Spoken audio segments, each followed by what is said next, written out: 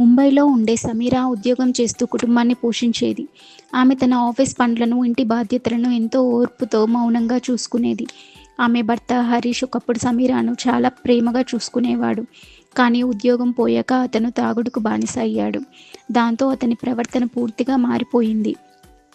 ప్రతి సాయంత్రం హరీష్ త్రాగి వచ్చి ఎక్కడ గొడవ చేస్తాడో అని సమీర భయపడేది.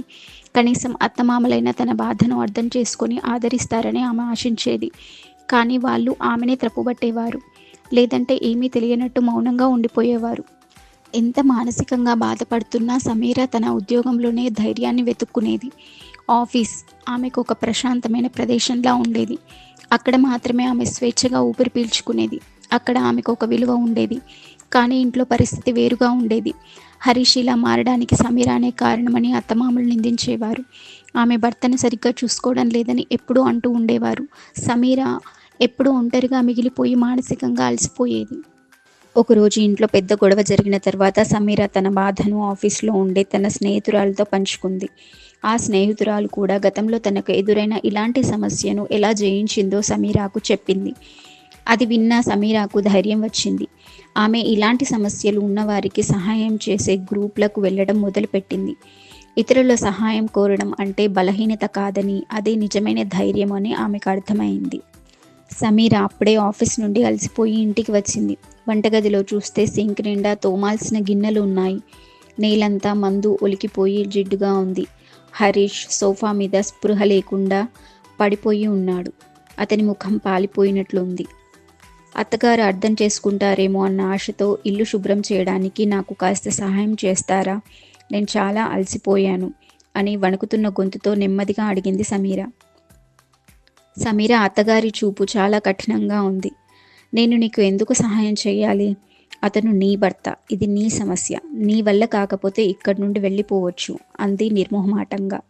ఆ మాటలు వినగానే సమీర రాయిలా అలాగే నిలబడిపోయింది. ఆమె గుండె మృక్కలైపోయినట్లు అనిపించింది. ఆమె ఇల్లంతా చుట్టూ చూసింది ఒకసారి.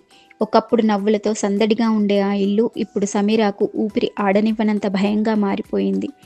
తన కష్టాల్లో ఎవరైనా తోడుగా ఉంటారని ఆమె ఆశించింది. కానీ ఆమెకు నిరాశ మిగిలింది. కళ్ళ వెంబడి నీళ్లు కారుతుండగా ఆమె మౌనంగా తన గదిలోకి వెళ్ళిపోయింది. తన కోసం తాను మాత్రమే అండగా ఉండాలని, మిగతా వాళ్ళు ఎవరూ ఉండరని ఆమెకు అర్థమైంది. సమీర తన మంచం చివరన ఒంటరిగా కూర్చుంది. ఏడ్చి ఏడ్చి ఆమె కళ్ళు ఎర్రగా మారిపోయాయి. ఇల్లంతా నిశ్శబ్దంగా ఉంది. సమీర మౌనంగా భరిస్తున్న బాధను చూసి హరీష్కు ఎట్టకేలకు తన తప్పు తెలిసింది. ఆమె ముఖాన్ని చేతుల్లో దాచుకొని వెక్కి వెక్కి ఏడుస్తోంది. హరీష్కు అది చూసి తట్టుకోలేకపోయాడు. తన త్రాగుడు అలవాటు వల్ల సంతోషం నాశనం అవడమే కాకుండా వాళ్ళిద్దరి మధ్య ప్రేమ దూరమైపోయిందని అర్థమైంది.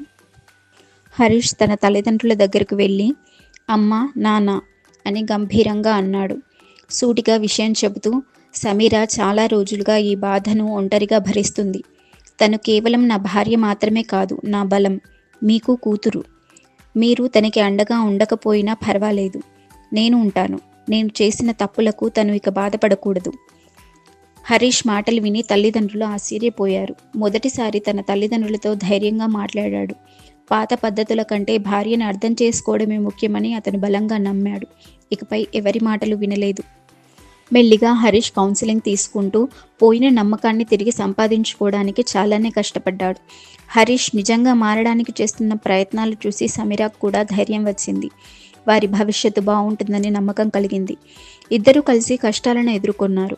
భార్యపై భర్త చూపించే ఆవగించంత ప్రేమ కూడా భార్యకు కొండంతలా కనిపిస్తుంది. భర్తను భార్య, భార్యను భర్త అర్థం చేసుకుంటూ ముందుకు వెళ్తుంటే ఎంత పెద్ద గాయాలైనా మానిపోతాయా లేదా అనేది అది భర్త చూపించే ప్రేమపై ఆధారపడి ఉంటుంది. పై కథలో భర్త తను చేసిన తప్పును సరిదిద్దుకోవడంలో నిజాయితీగా ఉండడం వల్ల వాళ్ళిద్దరి వివాహ బంధం మళ్ళీ చిగురించింది.